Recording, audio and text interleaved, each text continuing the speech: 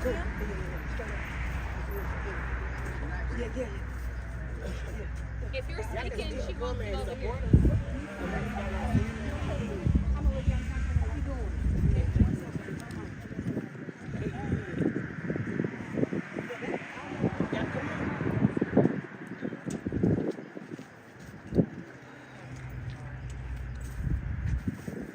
Y'all ready? All right, let's get it.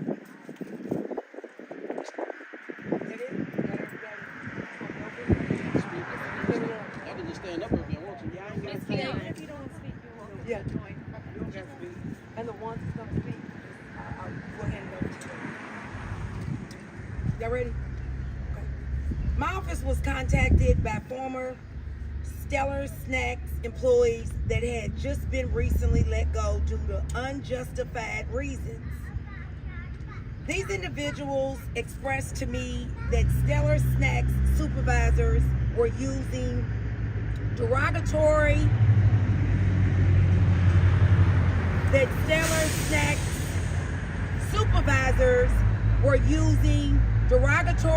and inappropriate language directed towards African Americans employees. The enforcement of personal grooming rules that are not outlined in the official employee handbook and appear to target specific groups. Retaliatorial firing of employees who speak out against the discrimination of unfair treatment. Offensive comments from management regarding race and ethnicity. Being promised a certain wage during the hiring process only to be paid significantly less once employed. I had the opportunity to speak with the owner of Stellar Snacks yesterday. I had asked her if she was aware of any of these allegations. She stated that no, she was not. That she had 2 bakeries and traveled in between those and has people in place to oversee the Louisville location when she was not there. The owner invited our office to tour the facility this morning at 9 a.m. and agreed to allowing me to ask any employee that I would like if they were happy with their management, ownership, or had any complaints about the company, as the owner assured me that the Louisville location had 68 employees that were very happy to work there, and 75% of their employees were African American. These former employees asked if they could speak out today and share their experiences. Before I let them speak, I remember close to almost a year ago, if I'm not mistaken, we was told that this company was going to be here and was going to hire community. And it was going to be community, families, job opportunities. I'm seeing and noticing more and more that we get companies that want to come in these underserved areas, get taxpayers' dollars, and say they're hiring people from the community, out to hire them and then fire them and hire people of different color and other nationalities. This is concerning.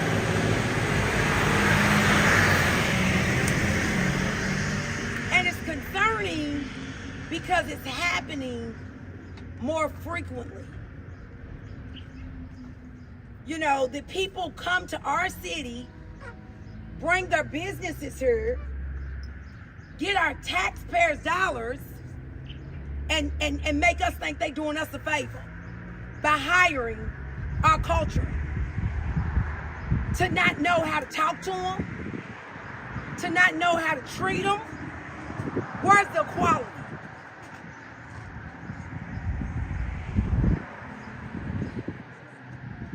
This again, disheartening. When people come to work, they want to be happy. There's nothing like having a job that you feel comfortable in. Myself, my colleagues on Metro Council, we will not sit by and stand for companies to come in our city. Owners don't live here, and when it's a problem, they don't want to show up. But when it's a press conference for opening day, they're here to cut the ribbon. When you care about your business, you show up. And I gave the owner that opportunity to be told that we could have a conversation over Zoom. I was not able to walk through the facility like I was promised today. When I got there, she said, well, we can talk over Zoom. I did not want to do that, so I walked out. Because if I want to talk over Zoom, I could have did that yesterday when I gave her the opportunity to get here, okay? And when it's your business, it's important for you to get here and not just when the ribbon is being cut, especially when you have serious allegations like some of the former employees that stand behind me. So I'm going to hand it over to my colleague, Councilman J.P. Lyninger, who serves this district.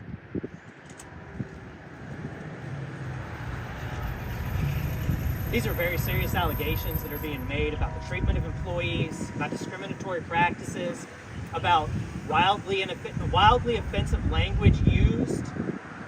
I am deeply concerned about allegations that when employees raise concerns, when they talk about the ways that they are treated and that the safety concerns that they have in facilities, that they are treated like troublemakers to be dealt with, be got rid of.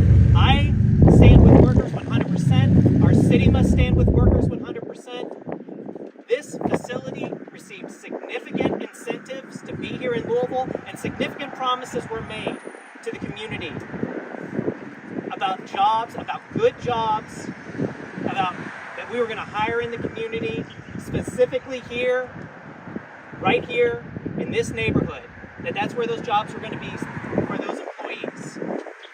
And now we have employees, ex-employees, who say that promises are being broken. That's not acceptable. Going forward, our city must require significant worker protections for these deals, for these incentives.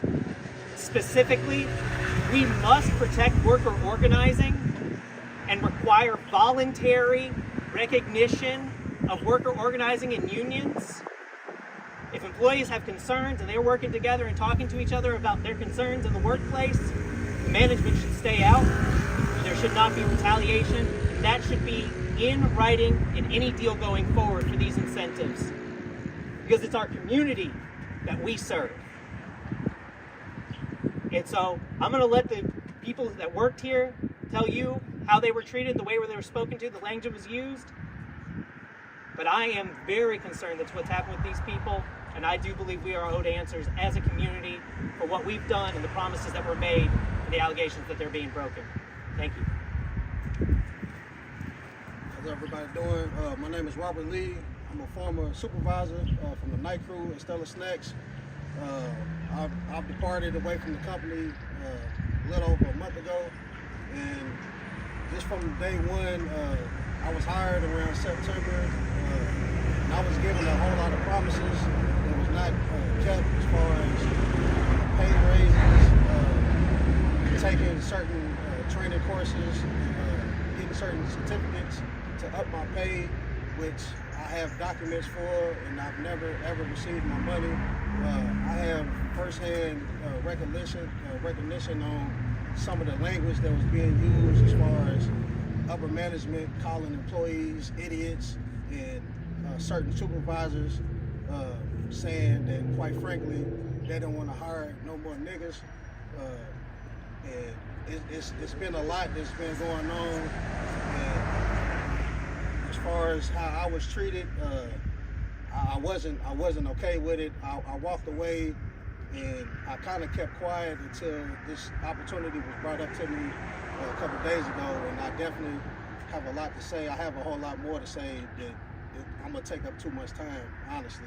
So I just want to say that all the promises that we was given from the beginning, it's been so many broken promises. It's been a lot of neglect and just unfair treatment.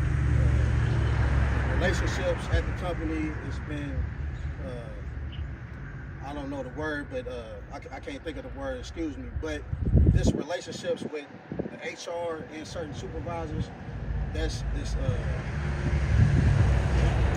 conflict of interest, you know what I'm saying? There's been a lot of that going on, so I'm not gonna say too much. I'm gonna step back, I speak my piece. I just wanted to come up here and share my experience, so thank you.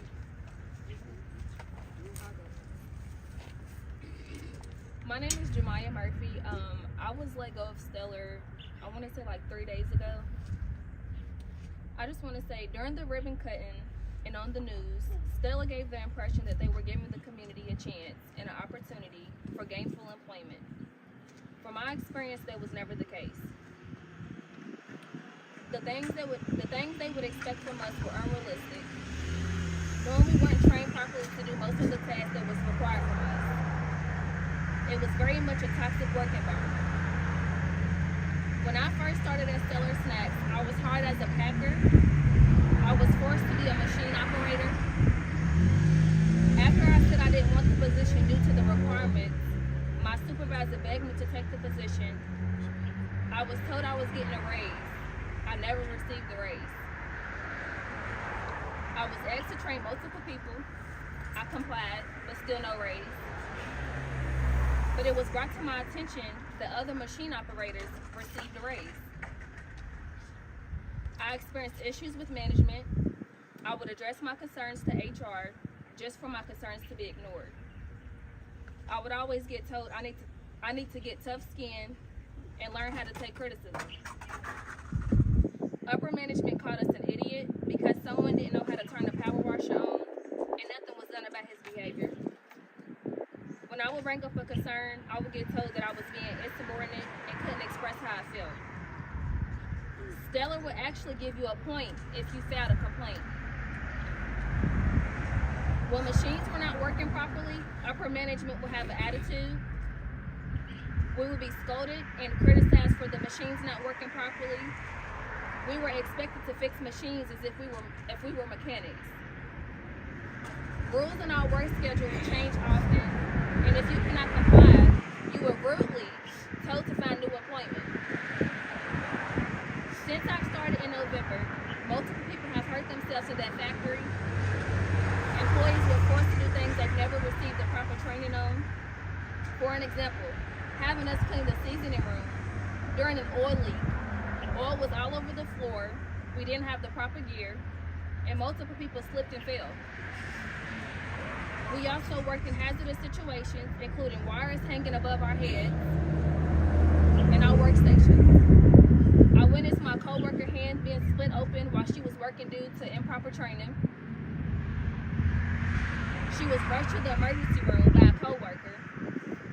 We recently received proper gear as in gloves after the lady's hand was split open. I was terminated because of my lashes. They said I was not following proper, protocol. But other females in the building still have lashes on, still have nails on, so I took it as discrimination. I've experienced mental anguish working for this company. I often felt anxious, the fear of losing my job, grief from the way I was treated and helplessness. I am a human being and I deserve respect, consideration, and dignity. Thank you. Hello, I'm Tiandra Johnson. I'm a former employee with Stella. I was in the oven. I was an oven operator. I'm one of the ones that started with them during September. During that time, we didn't even have machines up. We was in the building cleaning. Spent 8 hours, 9 hours, 12 hours, whatever have you, whatever they asked for, we did it because we was excited, we was extravagant about the company coming to Louisville and that being new for us to open with them. During the ribbon cutting, it showed me that everything was a front. From the time we walked in to the time we walked out. During my experience here, for an example, one of the belts broke. They blamed it on us immediately, me and my partner. We don't have the proper instructions or anything to work these equipment. Nobody told us the rules, the regulations, or the ropes to do anything when it comes to their equipment. So, with that being said, for them to think or blame immediately that we broke any of their machines is a hassle for me. So, it came to the point where I had asked them, like, hey, how do y'all figure we broke it? They said, we don't think you broke it, we're going to blame it on your partner. Where is there any cameras rolling? Can you roll the cameras back to see? All of a sudden, the cameras don't work. So, you just can't blame anything on anybody. I have seen a lot of my friends get hurt. I have seen a lot of my family members and friends get let go over nonsense. It's a lot of favoritism within the building, and I do feel that if you're not a certain, but how can I say it, ethnicity, they're not going for it. I even used to come in from first shift, second shift, third shift. I worked all the shifts just to get my job down packed, to show them that I am really dedicated. Never once got acknowledged about anything I do. I have been told that we was gonna get a certain pay. That never happened. I left a whole job that was $26 an hour. And I have 2 daughters. I'm still a mother. The schedule has been changed 9 times within the 4-month frame. And you are being told to do it. If you don't, you can leave. It's unacceptable. If you're gonna come down here and you say that you're for us and for everybody in the community, be that. As a boss, you need to stand firm with this is your foundation. So I feel some type of way because I am one of those that was a hard worker and I was willing to go the mile with it. That's all I have to say.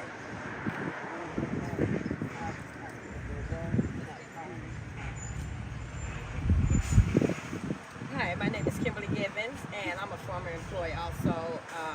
I resigned last week, and I'm one of the ones that started from the beginning as well. What I want to say is that how are we going to grow in the company when they're bringing other people from the outside or from the bottom to be leaders and to take our positions?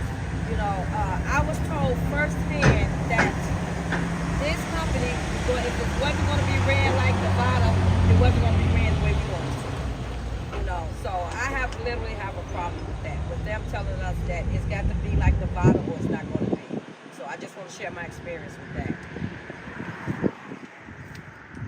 My name is Damien Sanford. I'm the nephew of Councilmembers Hawkins and Lyninger. I've been here since the beginning, and I've noticed a lot of things in here. I worked in the food service. I worked at Pepsi. I left the job at Pepsi the 7th year, and a whole lot of unsanitary things going on in the food service. I've made my concerns only to be met at the wall that Mr. Liver's not going to go through. I've told HR that I wanted to form a union in here because I don't believe the thing is going on in there. Right? I work closely with the supervisor is busy in this thing. So I know everything that's going on. I voice my concerns only to be met with stops at the door or not taking what I'm saying to heed. I've been called a idiot by owners, and you know, I'm just looking for retaliation, but this is no retaliation. We come in to do our work and do a fishing job, and we've been doing it since the beginning. The thing that's going on in here, I really don't think it's from management. It comes down to the supervisors not wanting to be around black folks. I don't believe they like to tell her the own things. And every day is something else goes in here.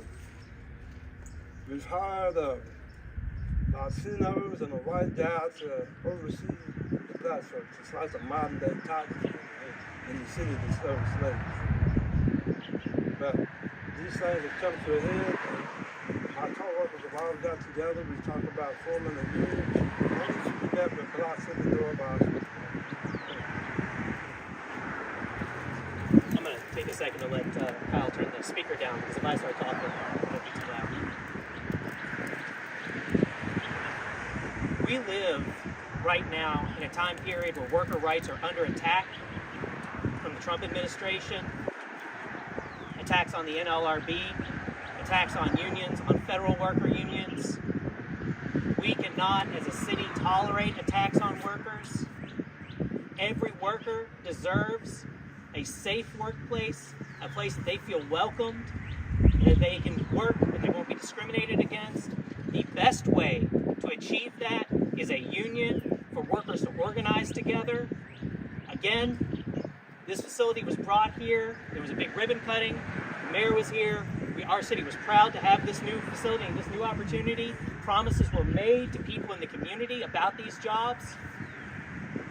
It's time now for the workers in that building and in every workplace in Louisville to come together and start talking about how we're going to protect our rights together, how we're going to have a democratic way that we come together to protect ourselves and our livelihoods in the form of a union. We just heard someone talking about they wanted a union in this workplace.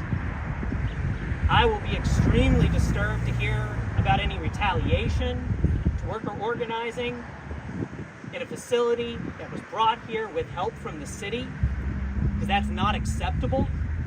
If workers democratically decide that they want a union, that's what should happen. If workers discuss their concerns in the workplace and then are met with retaliation, with marks against their records for bringing up concerns, that's a problem. That's how we lead to unsafe workplaces where people have to be injured before there are protections. That's wrong. That is wrong. If you work in a workplace that you don't think that your voice is heard by management, that you feel like is an unsafe work environment, and you need help getting your workers together to form a union, I want you to look up the Emergency Worker Organizing Committee, EWOC, EWOC. You can find it anywhere on the internet, on any social media. These are people who are trained to help you to form a union and to fight for your rights in the workplace. They will help you do it. Thank you. I definitely want to send this message. You know, I don't want anyone to feel like that they can come in our city, even people that are already in our city, and feel like that just because they come in an underserved area, that these things are acceptable. It's unacceptable, and we will not tolerate it. The things that's going on inside here, the things, the allegations that these former employees have stated are unacceptable, and we definitely want answers. And we will be looking to get them. We'll take questions. Have any formal complaints been filed with human rights organizations, or are there plans to do that? And one thing I will say with that question, sometimes, you know, when you're dealing with, depending on the age, you know, this company also pushed being a second chance company, right? You know, where they give you a second chance. But sometimes, you know, people feel like that just because, you know, you're a second chancer, you know, that they can treat you any type of way. Well, guess what? I'm a second chancer. And sometimes when you give people those second chances, it can change their whole life around. You know, so I'm gonna say that just because you're a second chancer don't mean that you deserve to get treated like some of those have. And sometimes people just don't know what direction to go in. Sometimes it's the lack of knowledge that we don't have in order to do those things. And people with companies like this, they know that. I'd like to say to that question, you know, again, this was a company that, you know, came here. We had incentives. There were promises made to the community. We have a Human Rights Commission here in Louisville, and I think that this is something absolutely that they should be taking up. Absolutely, from the allegations we've heard and the languages was used to employees. And Councilmembers, what are you looking for Stellar Snacks to do now going forward? I think that we should have a little more dialogue. I'm very disappointed to hear about Councilwoman Hawkins' experience this morning, where she was invited and promised a tour that she could speak to employees, and then found out that that wasn't the case. That's not acceptable. That's not being a partner with our city. That's not being a partner in the community. These are serious concerns and allegations, and then to make a promise and frankly lure the councilwoman in to stonewall, that's definitely not the right answer. We need to really hear what's going on. I want to talk to more employees. I want to talk to people, like I said, who are looking to form a union and ask what their experiences have been. Because if we are hearing that troublemakers, people that raise concerns, are being retaliated against, that's an unfair labor practice. Especially once someone has started talking about, I think we need a union. That's a real concern of mine. And again, if I hear more about that, this won't be the last time we talk about this in front of cameras. And I was also told that a lot of them, were told that they had to sign a non-disclosure, which makes them not be able to talk about it. Do you want to speak to that a little bit real quick? I do have more to say as far as Councilwoman not being allowed to go into the building to actually talk to employees. I do know that more than likely the reason is they're trying to cover up some things, and they do a lot of covering up in this facility. And I can speak firsthand experience because a few weeks ago I had a gentleman on my shift who was working on the oven. I don't know anybody's personal, what they do in their personal lives, but I had a gentleman overdose in the facility in the bathroom, and luckily somebody was there to assist him because, quite frankly, if that person didn't find this gentleman laying down in the bathroom, he probably would have died. So, as a supervisor, it was my job to inform the HR what was going on. She admittedly fired him and basically told me to keep it on the low so the owner, Elizabeth Galvin, doesn't find out about it. So there's a lot of covering up of things that goes on in this facility, and I just wanted to share that. We'll take a few more questions and then we'll wrap up. Any more other questions? So we're kind of in the hierarchy. Do you think the problem lies in the direct supervisors? Is it HR? Is it above that? Like, what is the problem? If I can speak on it, I know I've met the owner, Elizabeth Galvin, several times. I had been working here for at least 2 months before we did the ribbon cut. And the day we did the ribbon cut, she did a cover up that day as well. But when she came up to me the second time I met her, she still didn't even know who I am. She didn't know who I was, and I was a supervisor. And I felt that was an issue as far as like the disconnect between the owner and the actual employees. So there's a supervisor, I'm just going to quite frankly say his name is Rashad Golden, that she puts a lot of trust in as far as being one of the overseers while she's not around. And she really only deals with Rashad and his fiance, Natasha Freeman, who is the HR, the conflict of interest that's really been going on. So a lot of things that has been happening, it's only been Elizabeth communicating with them, and then we have to find out, even me as a supervisor, through them. She never dealt with us directly. She's never had a personal relationship. She's only dealt with certain individuals. Even the time when I walked away, I was basically suspended, but I was so fed up with the company that when I got a call from the HR, I told them they might as well go ahead and fire me because my morale has been killed so much that I didn't even want nothing else to do with the company. And come to find out during that conversation, the HR at the time hadn't even talked to Elizabeth. So I was wondering, well, how did she even know that I got suspended? That's because right after I got suspended and I left the building, Miss Elizabeth had called Rashad and told him, another supervisor. So I thought that was strange that she would contact another supervisor about me being suspended and not even talking to the HR first. So it's just been a lot of that going on. Next question. Do you have the employees that spoke spell their names so we can get it right? Everybody that spoke, give her your name one by one. My name is Robert Lee, ROBERTLEE. My name is Jamaya Murphy, JAMYAMURPHY.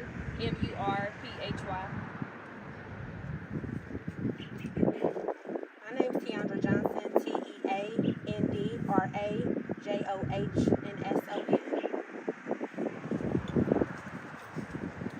Kimberly Givens, KIMBERLY, Givens, GIVENS.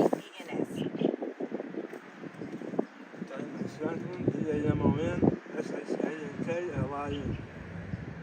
Thank you. That it? I've got one more. Has Mayor Greenberg been made aware of any of this, or is this something that you all plan to bring to him? Well, I did contact the administration, as I do all the time. I try to check all the boxes because I wanted to give us, Stellar Snacks an opportunity, the owner, to have a conversation with me, before we, had this press conference. And,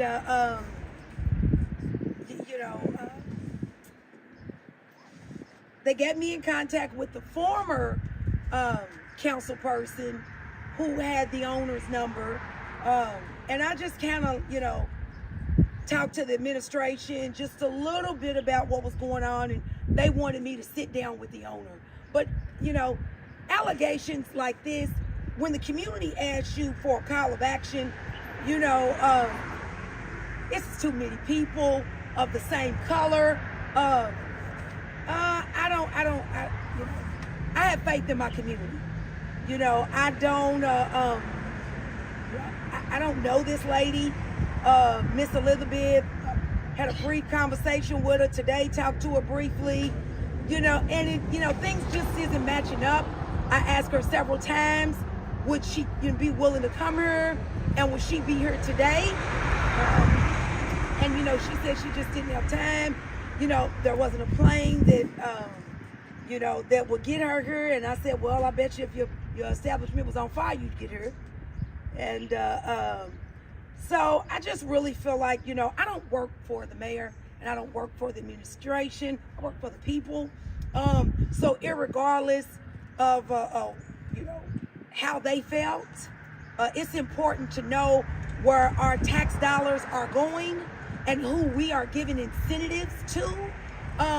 And I know that the mayor wants to, revitalize and develop a lot of the West End, a lot of the downtown area.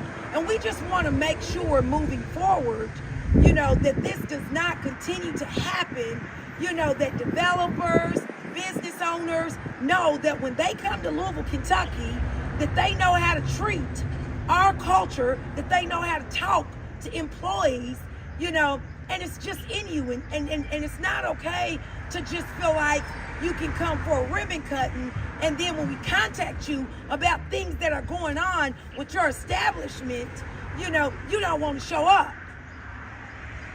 And then you want to put a black face in front of me saying, well, I have a black management. It doesn't matter to me. If you want to use her for a face, and I'm beginning to see that way too often, that means nothing. Where's the integrity at for me on how you treat people, how you treat employees, and we just won't stand for it. At the end of the day, Metro Council determined what's in the budget, right? And we're just not going to continue to see, continuously, development and different things coming to our city, getting our taxpayers' dollars, and then treating people unfair. So I will have a strong conversation with the administration, with the mayor, about things that happen, and allowing people to come in our communities, in underserved communities, to treat the constituents this way. It's unacceptable. So I will be having a conversation with the mayor personally about this, bringing him up to speed if he's not up to speed on what's going on. I'm not going to let Councilwoman Hawkins take all the heat here on that question.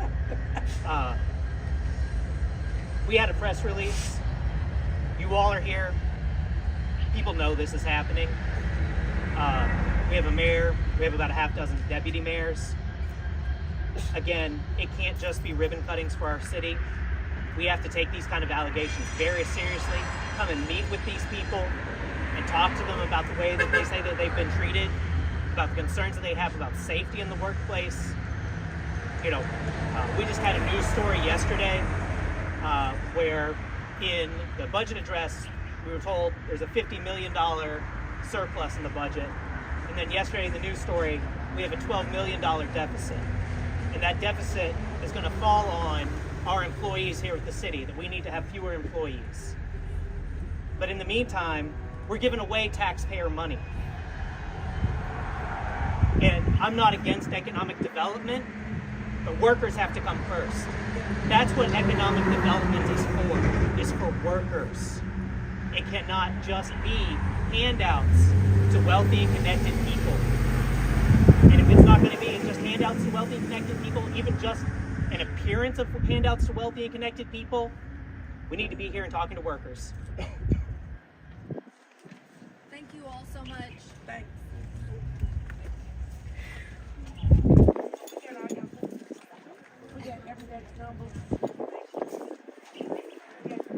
I don't think y'all got my number.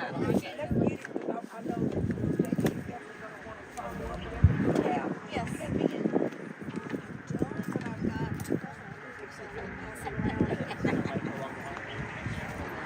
They're still plugged in. I've turned off the... Hi, Josh. Bye, Josh.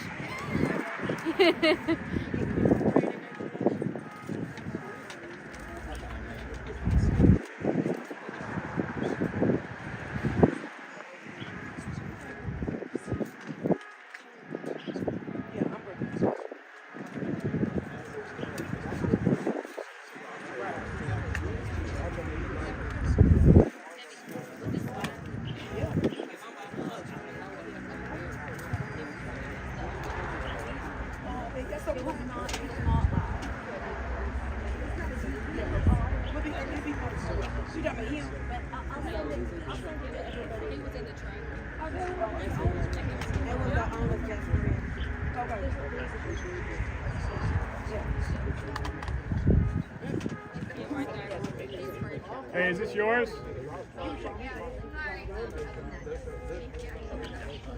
Alright, y'all, thanks for watching. There'll be a video later that I'm gonna release from this. So yeah, stay tuned. Nope. I hit the button a lot. It's the biggest button on the keyboard. Usually when I hear that, it's usually me.